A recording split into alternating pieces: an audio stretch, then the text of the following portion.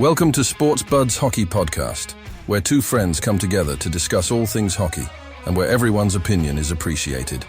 Please welcome your hosts, Merrick Zemp and Collin Simpson. Hello and welcome to Sports Buds Hockey Podcast. This is Season 3, Episode 10. My name is Merrick Zemp, and with me, as always, is Collin Simpson. How you doing, Simps? Doing great, Mav. Can't wait to dive into today's topic. Absolutely. Eastern Conference, not something we're all that familiar with, given that we're West Coast folk, but it's still something that we are excited about, and there's a lot to kind of rehash. So what we're going to go through here, we're going to go through all the Eastern Conference playoff possibilities. We're going to talk about who's in right now, who's on the cusp, and maybe we'll end it off with who we are personally guaranteeing will make the playoffs when this is all said and done. So you'll be able to hold us to that at the end. What do you think, Simps? I think it's a tough topic, but I think we can nail this one. Yeah, like you said, we kind of follow obviously the West a little more, but I think even since we were like little kids, we still love the Wales division. We loved watching Murray on them on the other side. Yeah. Obviously, some strong teams. They won the East, won the Cup last year, so it's not exactly like their teams to forget about. They always have really strong divisions, and this year is no different. They got some of the best teams in the league on this side. It is surprising when there's actually a lot of representation from the West in the top 8, top 10, that kind of thing. So, but it really doesn't distract from the fact that the East has some powerhouses as well. So, why don't we dive right in? We'll start with the Atlantic.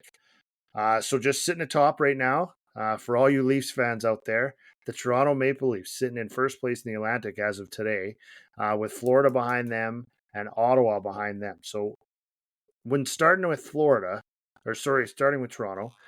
What do you think, Simps? What are we looking at for a team? Is this the same Toronto team that we've always seen? Obviously, that's always hard to tell. You call it the same team as it is for regular season. They're always fantastic in the regular season. We never really get to tell if they're a changed team until come playoff time. I think the one major difference I've seen from them this year is a bit better defensive play. Obviously, bringing in Tanev, Ekman Larson, a bunch of good defenders, as well as the goalies, in my opinion, are playing well above their pay grade. Definitely better than I was thinking. I thought they were a couple of goalies like Walls. I don't rate him as high as other people do. And then Stolar's, okay, where'd you come from sort of thing, right? So I think that's probably the big difference I'm seeing from them, albeit they're not blowing away any higher than winning percentage than they normally do. They had a bit of Matthews out for a bit. So that's kind of put them down a little, but I still think they are definitely got the team to be the front runners. Well, I think it seems like you said that they're very similar as far as where they are and what they've done. As of today, their goal differential is plus 10, so not a huge change, not a huge improvement. But they're not running away with scoring either. So they're still giving up goals. They're still getting goals, but they do have a good record and they got a good team. And I agree that Tanev is he's a warrior back there. So that guy will do anything to win and anything for his team. So those kind of guys will make a big difference that maybe they haven't had enough of those in years past. Yeah, and Okay. that's definitely the worry for them, I would say, even though they're got a good record. I think what you pointed out is that differential, and mainly in the goals for category, because in the top 8 teams sitting in the playoffs now, only I think 2 teams have a worse goals for of those 8 teams than them, which is usually they're right at the top. Like usually their goaltending and their goals against are worse, and their goals for are like well above everybody. But in this scenario, I think only Ottawa and the Boston Bruins have less goals for in the top 8. Yeah. So I think they are going to have to figure out their goal scoring, because I don't know about the faith I have still in that goalie tandem. Definitely, but like you said, they had Matthews out for a while. That's going to hurt your goaltending, or you're going to hurt your goal scoring. And you will still get those guys coming back, and hopefully at a high level. You never know. Maybe we'll see a couple teams in the second round for Canadian teams. So let's move on to Florida, sitting in second right now. Similar goal differential, similar record. Only a point back at Toronto for top in the Atlantic. Where do you see those guys sitting this year? obviously defending champs. You're expecting them to do well again. Last year, I think they were maybe second or third in points, so they had a good total. Not quite President's Trophy, nothing, because I think the Rangers took that last year. I'm a little concerned again, just like I was with Toronto. I don't feel like plus 15 is really a great telltale sign. When you're a top team in the running, usually I feel like it should be a bit higher. And for them, they are scoring goals, but they're giving up quite a few. Now, again, that's not unheard of for Florida. Bobrovsky is a very streaky goaltender. So in many times in the past, you think he's done and over with, and then he comes into a playoff run and just lights it up. So I'm never that worried about him, just I guess from a statistical perspective. It doesn't look amazing, but, I think you're always going to get a strong team come playoff time. And I think going down the stretch, because they're so balanced and deep, that kind of makes sure that they're going to hold on to a 1 or 2 position for sure. Now, the one thing with them, they did lose a little bit, especially defensively, right? They lost a few players, a third line guy, a second pairing guy, that kind of thing. So you are going to see a little bit of that falter. I know as an Oilers fan, I wasn't paying attention to Florida at the beginning of the year. Sometimes you get that cup hangover and everybody's not quite firing on all cylinders to begin with. So that might have hurt them near the beginning. I think they were better than the Oilers were, but it didn't take much to be better than the Oilers at the beginning of this season. So I think they did better than that, but maybe there's still a bit of that mixed in there as well. But of course, they're in a good position. They're moving along. They'll get to the playoffs and go from there. So the fun one is the third in the division right now for the first time in probably a couple of decades is the Ottawa Senators, currently sitting in third in the Atlantic. What a good story. They're doing better. And, when you talk about goal differential, being +1 after 50 games is not ideal. No, they're definitely a pleasant surprise. Obviously, love to see Canadian teams possibly in the playoffs. Usually when it happens, it usually means a Canadian team versus a Canadian team in the first round. So we always lose one, but I guess that means we also get one to go through. You're seeing Stützle become the player that they were kind of expecting out of him. Point per game, they got a lot of guys who contribute. They're not really just a top-heavy team. And obviously, like Linus Ullmark coming in has helped them quite a bit, shore up the goaltending. And they've had some help from some other young goaltenders as well. Now, can they sustain, I guess, is the question. Obviously, I think they're above where most people would put them, despite the fact that they are not that much above 500. So it's not like they're, sitting at 730, which is completely unheard of.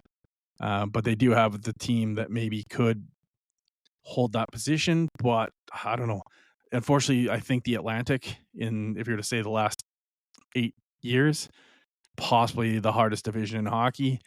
There's some of the teams chasing them down are perennial President's Trophy Stanley Cup winners. So as much as I hope they can hang on, we'll see, I guess. I don't have a ton of hope for that, unfortunately. The good news is with them is they've actually turned it around in recent times. They were out of the playoffs, headed towards the same fate as every other year, and turned it on in December, January. So they're moving forward at this point, as opposed to maybe kind of being in this position and tailing off a bit and not being used to it. Maybe they're used to the chase a little bit more. When you talk about some of those other powerhouses, we'll get to them shortly, but you wonder if those guys just really aren't ever in that position anymore, where they gotta work a little harder and they gotta make sure get every point they can. They're kind of used to being able to just steamroll a little bit and move along and not have to worry about it. So I'm hoping that they're going the right way and they continue on. So the problem is, it was a couple of years ago that they did the same thing. They were sitting right around the same time. They were sitting in a really good spot, even actually higher up, I believe, at that point. And then they went like 3-13 in their last like 16 games and just were out of it, sort of thing. And again, like you said, hopefully they've learned. They've had the same team for a little while now. Some of these guys, Norris and Batherson, and some of these guys have been together for a bit. Chuck. Hopefully they've kind of learned the errors of their ways, or if whether they, looked too far down the road when they saw they were in a playoff spot and didn't realize the games in front of you matter. You're not there yet. Hopefully this time they don't do that. Start to think about matchups and stuff like that rather than getting there still. True story. All right, well, let's look at the Metropolitan. So, who's in right now for the Metropolitan? Well, of course, the number one team in hockey, the Washington Capitals. Now, you remember, Simps, I told you before this season even started that the Washington Capitals are going to be the team to beat this year. So, I was completely right on this one. I believe you were really selling them short. So, what's your thoughts now? Yeah, I can't believe you got that right. I was absolutely shocked. Obviously, nobody thought the Washington Capitals was going to be in the situation they are. Nobody even thought they'd probably be in the playoffs. Let's be honest. It looked like it is going to be a down year. We're watching what looked to be Ovi slowing down. He's probably going to need 2 to 3 seasons to catch Gretzky. The team itself was, you know, looked like they were just throwing Hail Marys, getting Dubois, switching goaltenders. Chikrin from Ottawa. They're Yeah. buying up other guys, older guys nobody wants. They were just taking stabs at everywhere, right? And it was like I really thought it was just going to go really poorly. And I'm still to the day shocked every time I come on and look at the standings or see another headline of Ovi within 20 going, what is going on in Washington? Yeah, it's unbelievable, and like literally unbelievable that it's gone this way and where they're at. Logan Thompson, huge part, but it doesn't really seem like they changed that much. But then when we start talking about goal differential, they are plus 53, like just unreal. Like they're absolutely doing magnificent things. The coach has got them firing all cylinders. Uh, you know, we'll see what that entails after that. But at this point, you could almost you pretty much consider them a lock, and there should be no way that they'll miss the playoffs. The run they've been going on. It can always change, but one would think that they're ahead. I think at this point they got a few points on everybody, even for the President's Trophy. So I think the playoff spot's almost a lock at this point. Yeah, I think the only thing that could possibly cost them some points down the road, and I believe it actually will, is going to be the Gretzky chase. Unfortunately, I think you're going to lose some games where you're forcing to Ovi when you get really close to the record. Seen it in the past on other record chases. So I think they'll drop some points at that point. But as you can see from the goals against, the Logan Thompson thing is a real factor. And he just re signed long term with them today. Yeah. So, and the fact is, even though he's a young goaltender who was not very proven, go back to the Vegas runs and he proved he had the fortitude to handle the playoffs pressure. So, who knows what they have the chance of doing. Yeah. No, and we'll get into where we think these guys are gonna be at the end of the year, a little bit closer to playoffs once we start seeing some matchups and stuff. But yeah, at this point, you can comfortably say they're gonna be there. The next team up is one that obviously wants to not only hold their position but improve upon it, making trades, making things happen. That's Carolina Hurricanes. Big deal on the weekend for them, picking up Mikko Rantanen. We'll see if that turns into a long term thing for him and they end up signing him, but obviously a big pickup for them. Yeah, I can't imagine that he's not going to re-sign there. They freed up a little bit of cap space. I know they picked up Taylor Hall as well, I believe, which will hit the cap for now, but he walks off the books, I believe, or they will move him off the books. It's a good team to go to. It's a perennial contender. Rod Brindamore's a fantastic coach. So I can't imagine he wasn't going there with the intention of signing. And I don't think, Carolina gives up that much just for the rental either if they don't feel like they have a chance to sign him. Obviously, that gives them a little more offense, even though it's a team that is brimming with offense already. Obviously, I think maybe they could have used a little different spots as well. They were plus 27, though. But you never turn down an op at a perennial 100-point player, superstar in the league, and can easily, we've seen it before in the playoffs, take over games in a scenario which Carolina's always just short. They're just short of winning that last series they need to move to the final. And, what more can you ask for than a game breaker to push you over that last step? Yeah, it's a huge deal for them, and they're probably not done. I think that even with Washington around and doing what they're doing, I think Carolina is is prepping for this to be their year, for them to go forward and go from there. So, decent goal differential, decent amount of points, fairly comfortably in second in the division. I think they'll should be moving on without too much trouble. Next one up is your former goalie and his team, the New Jersey Devils. Although I believe Markstrom is out at this point, but yeah, New Jersey sitting in there as well, and really they've been looking good all year. They've been just, to me, they've been a team that's kind of just slightly above average. You know, like they're good enough to definitely hold a position, hold a playoff spot, but they're not. I'm not wowed by them at this point. I'm not. Nothing about them is really enthusing me, but they're definitely there and comfortable. Yeah, they're more or less the team this year that we thought they were going to be last year. Last year was kind of a bit where we thought they'd be breaking out a little more. The guys are getting a bit older, had a few years together. We kind of seen that a little more this year, but that begs to differ though. Do you have true consistency, right? So, you're right close to Carolina right now. You're only 2 points behind, but you're 2 games behind. Carolina's added a massive piece and they play more consistent hockey. So that means that your best chance of being in this playoffs is definitely to hold on to your spot in third in the Metro, because I don't believe you're going to catch either one of the guys ahead, and you got some people chasing you. So you got to keep that the consistency going.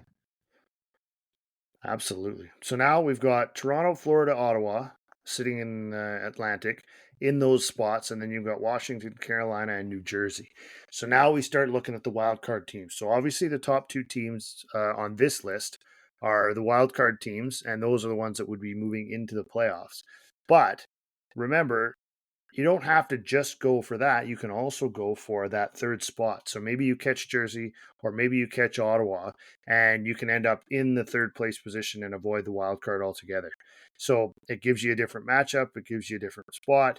Obviously, everybody's going to go for as many points as they can get just so they can make sure they get in there. Last year was 4 teams tied, or 4 teams with about a point, maybe 2 in between them. So every point's going to matter as it comes close. And we can see that even now with Ottawa currently holding the position with 56 points.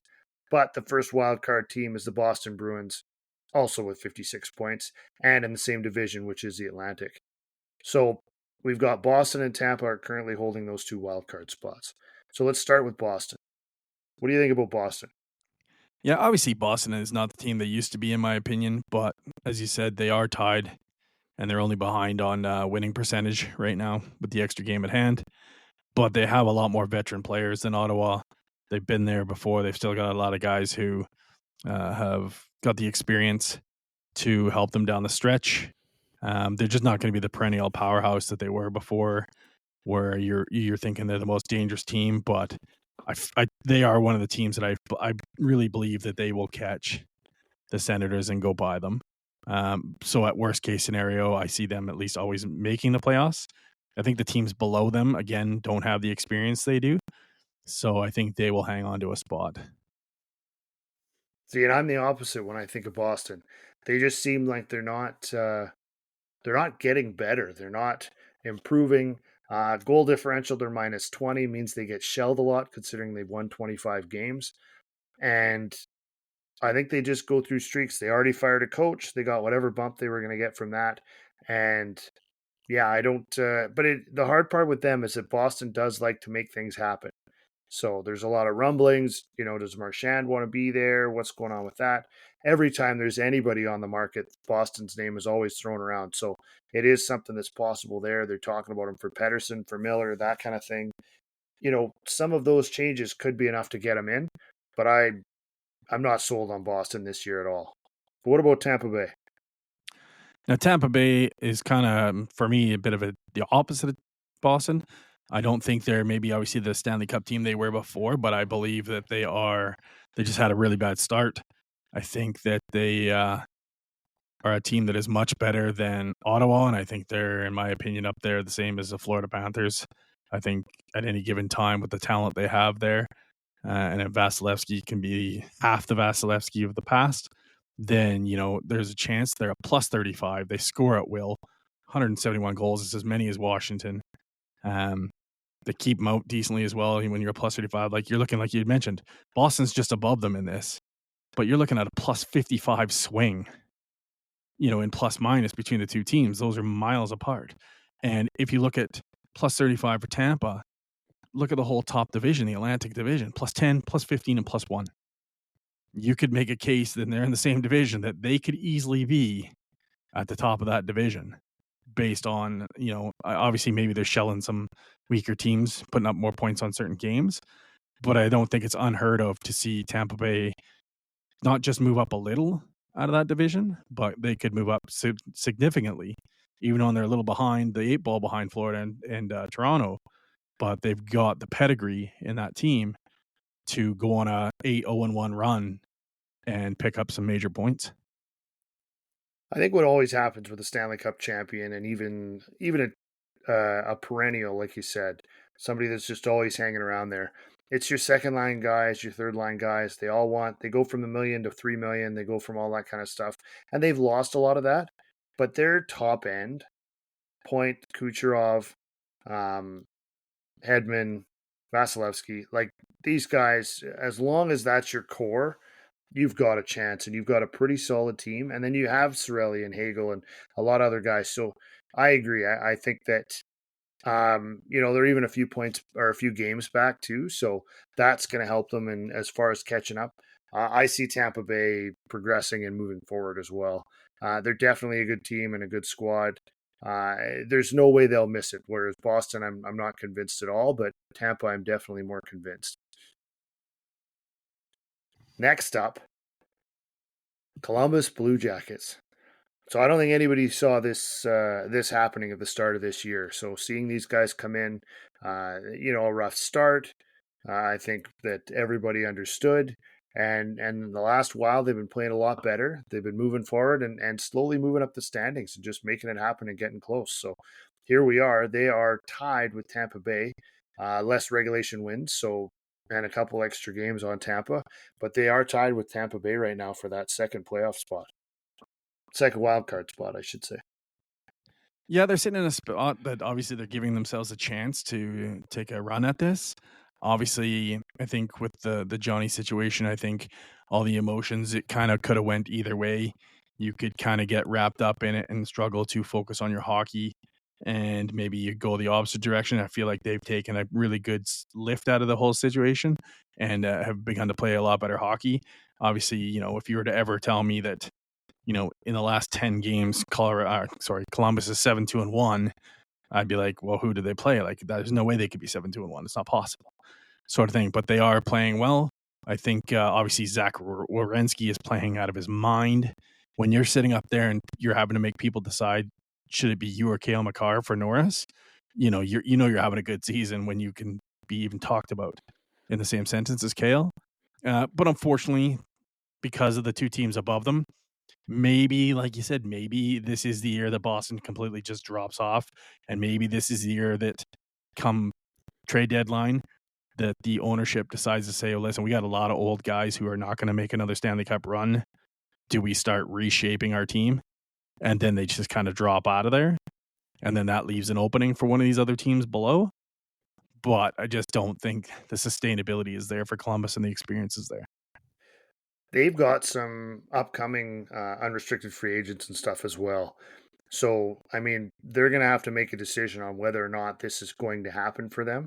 One thing to mention, though, with this is that they are not an Atlantic Division team. They are a Metropolitan Division, which means in order for them to actually creep into a top 3 spot, they got to catch Jersey, Carolina, or even Washington. But Jersey or Carolina, they got to catch them. So whereas Boston and Tampa Bay can creep into that top 3 in the Atlantic with only another point or two, you're 7 points back for Columbus. So I think they're swinging for wild card, and that's it. They're not. I don't think they have the legs to be able to catch those other teams. So that's a lot tougher go. They can only get into those 2 where they can fight. They don't have a chance to kind of bump somebody else out. I think it's going to be a tough go for them. And the other thing is, as you mentioned there, when you're talking about whether you're going for wild card and when you're trying to match up against these other 2 teams, the other 2 teams have kind of gotten all their veterans and stuff like that. They're not really going to be at the deadline. You're not going to see Tampa go, well, we're going to do a huge sell, right? And again, we're making our predictions today, which makes it a little more difficult than if you do it really close to the trade deadline when you have a better idea who's going to be buyers and who's going to be sellers, because that's really going to affect that last little run down to the end. If you sell off a bunch of your assets, even the guys that stay don't really care. They're not going to put out all the effort in the world knowing that the team is kind of given up on a playoff run. So obviously we won't know for a little bit further, but yeah, that'll be a big thing. Management could have a massive say on whether they have the ability to squeak in, or do they say this isn't the year and let's what do we got for free agents and let's move those guys out and get some more prospects in and try to shoot for something 2 to 3 years from now. So, but I just don't see Columbus doing it, but it'd be kind of exciting if they did. True story. And now we go right from them to another place that would be pretty ecstatic to have another playoff run, or at least a series anyway. The Montreal Canadiens, currently sitting 2 points back of Columbus and Tampa Bay for that last spot. They've been a tale of two cities as well. They started off, bottom of the division, not doing so well. And then again, also, they've turned it on lately, just like Ottawa, just like Columbus. The teams we're seeing in here have really progressed and really moved forward. Something that I like about Montreal is they've been making some good moves to try to do this and try to force it forward. It's not just a random, uh, they decided all of a sudden they started playing San Jose and they played a few other bottom teams and now they're on a bit of a winning streak and whatever. They've also made some adjustments, made some moves, brought up a goalie, picked up a defenseman, just a few things that maybe it's the right mix and they're getting a little bit closer. Line A came back. They're doing a bunch of these things, so maybe this is something that could be sustainable and something that could actually carry them into the playoffs, which I don't think anybody expected to start with. No, not for sure. I think most people thought they were a few years away. Felt like they were doing a great job with their youth, their draft picks.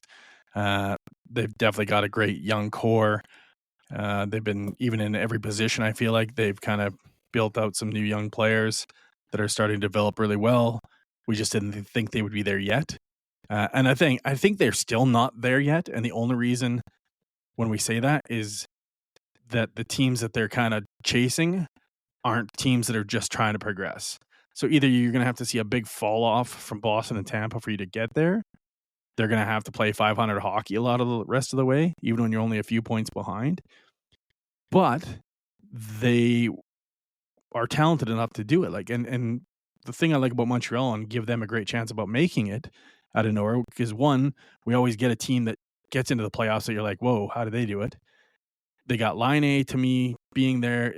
As much as I can't stand the guy, he's a game changer, right? He's the type of guy who could go on a streaky run and be like, they're winning games like crazy and he's getting hat tricks.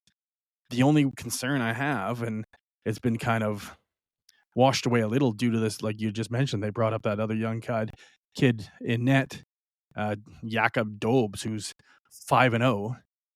Now, is he going to continue to be 5-0? Is that realistic? That seems not, in my opinion. And their main goaltender, who is really not impressed at all. He's under 900 and 500 hockey and wins and losses. So that would be the one concern I'd say for them. If they can get some good goaltending down the stretch, I feel like they stand a good chance to maybe be that team that knocks out Boston out of the way. It'll be interesting to see. I mean, I don't think they have the scoring yet. I don't think they're quite there yet, but obviously they're getting close and they're on the cusp at this point. Next up is Detroit. We've got Detroit is currently tied with Montreal. One more game. I think they won tonight against the Kings actually too, so they might be a little bit closer depending on if that's in here or not. But they are knocking on the door also. But I did notice that Kane went down, so one of their big time players is out. So that's always a tough blow. But do we really think that? I don't know if Detroit's if they're ready, if they're there. They keep building, but I don't know if they're getting there yet. They got the coaching bump too because they've already changed the coach. So, what does that look like? What does that do to carry them through to the end? No, for myself, I don't see Detroit making that push. I just don't think they're a team that's good enough yet. I think they've got pieces, but I don't think they have enough pieces to make a push down the end. Again, like even though it doesn't seem like far off in hockey, 4-point leads can be very tough because you've got to have a much higher winning percentage than the team you're chasing. If another team plays 600 hockey the rest of the way, it's hard to make up 4 to 6 points. Even though it seems like, oh, it's only 3 wins, but it just doesn't work like that. They're not easy to claw back. I don't think they have the team to do it. I don't think that they, in any position, strong enough to match up against the guys ahead. I feel like they are the type of team who you really don't know if they're a buyer or a seller. Whereas, like, I look at a team like Montreal, and for me, Montreal is a buyer. I think they've already put together a way better core that they're now, like you said, they're starting to just add these pieces. Whereas I could see Detroit still being with a change of coach, maybe a different coach going, you know what, the guys I got in are not the guys I want. And you can see that kind of go the other direction. I just don't see them pushing. Yeah, I agree. I don't see Detroit making it. I don't see them going harder, and I don't see them buying at the deadline. But when we talk about the next couple teams, we've got the New York Rangers and Philadelphia Flyers sitting at 52 points. I think this is two totally different franchises. I think you've got Philly that's building and they're trying to get better. They're they're not there yet, and that's okay. They're ways down in the standings, but they're not that far for points. But like you said, making up 4 to 6 points is a tough goal. The Rangers, on the other hand, won the President's Trophy last year, won a round, and are making a push to try to get where they want to go. But they had that horrible section in the middle, and now they're kind of playing all right again, I guess. So I don't know. Maybe they're a team that can still be sneaky, can still get in there and close that gap. But I think both these teams are a write-off just because there's too many teams in front of them. Yeah, there's definitely no doubt that the Rangers have kind of turned things around a bunch here. They look like just turmoil. It was one of the craziest things ever. President's Trophy to a team that looks like they could almost fold their hockey team. Obviously, the Trouba getting out, I think, helped the situation, and I think the Christmas break really helped the situation. It's a type of team that needed to just get away from each other for a little while, I think, and just reset and get their goals right. When it comes to Philadelphia, I think you can put them together actually well that they're on the same amount of points because I'll be honest, I feel like both teams have like self-destructed themselves.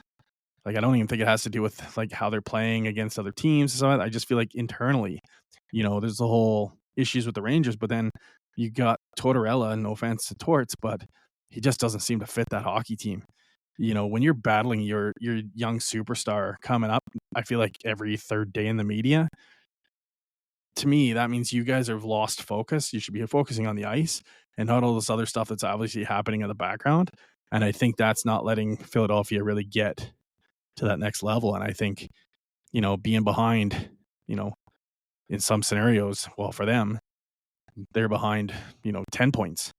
That's just not, for me, it's not even a chance. Rangers, maybe I give them the outside chance because of all the talent they have. And Shesterkin and net, maybe they run off something. Philadelphia, not a chance. Yeah, I think Philly's growing and they're just trying to get better. I just think they're not ready yet. They're not there. Yeah, the Rangers, I think we just won't see a proper Rangers squad this year.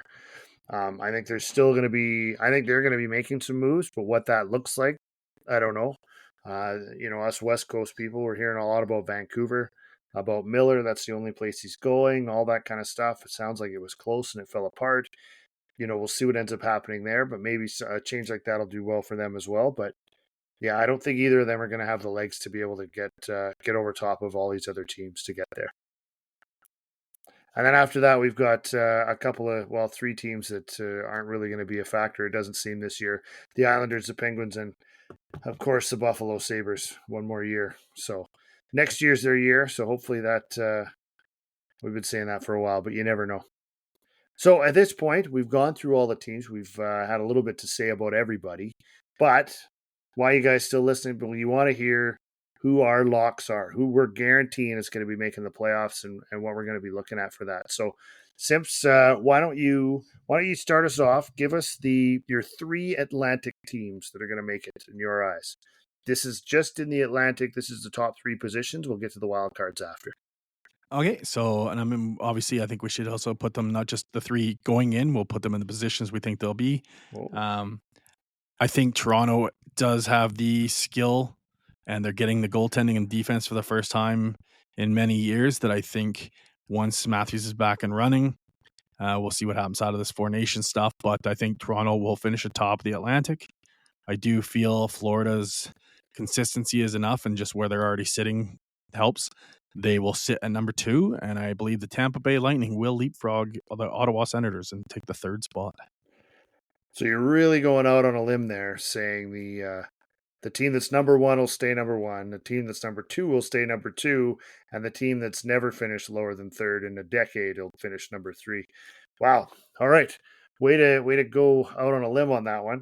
So for me, I'm going to go with Florida will overtake Toronto for that because Toronto will never escape that first round matchup with somebody they hate. So I think Toronto is going to be passed by Florida. So I've got Florida going number 1. I've got Toronto coming in number 2, and very close. This is going to be a last weekend type of thing, and it may even come down to we've already succeeded it, and we're going to rest a couple stars come near the end of the season, that kind of thing, and whatever.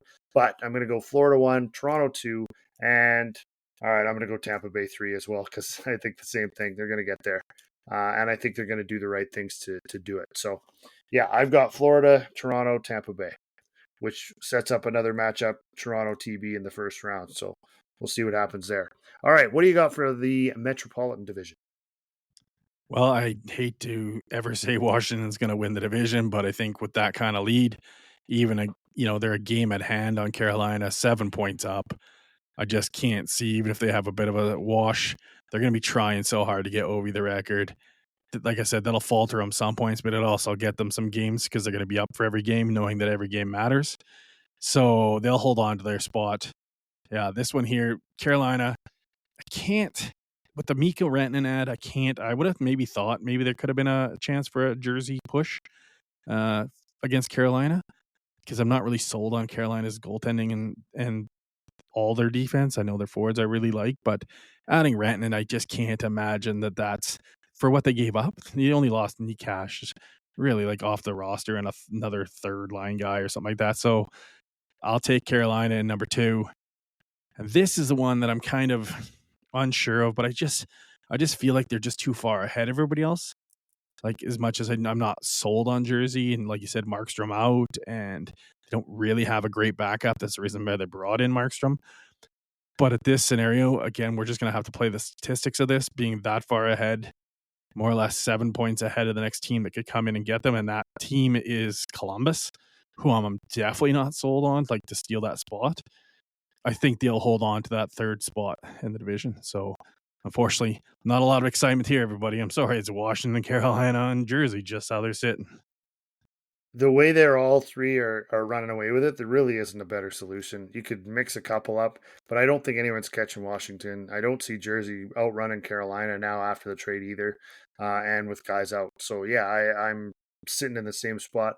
I think there's a possibility that Jersey ends up falling a little bit further back and a little closer to the pack, but I don't think they'll end up below 3rd place in this. So I've got the same thing, Washington, Carolina, and New Jersey for that. Now, this is where we get really interesting.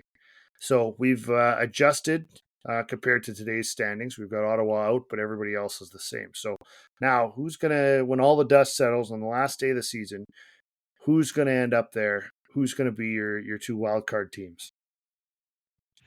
Okay, so in this scenario, obviously we've pushed Tampa out of their spot where they were sitting in 8th, and so they're gone.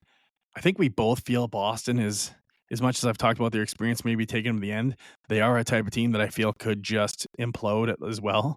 They are older, and maybe they just can't handle the grinding down the end with a lot of teams chasing.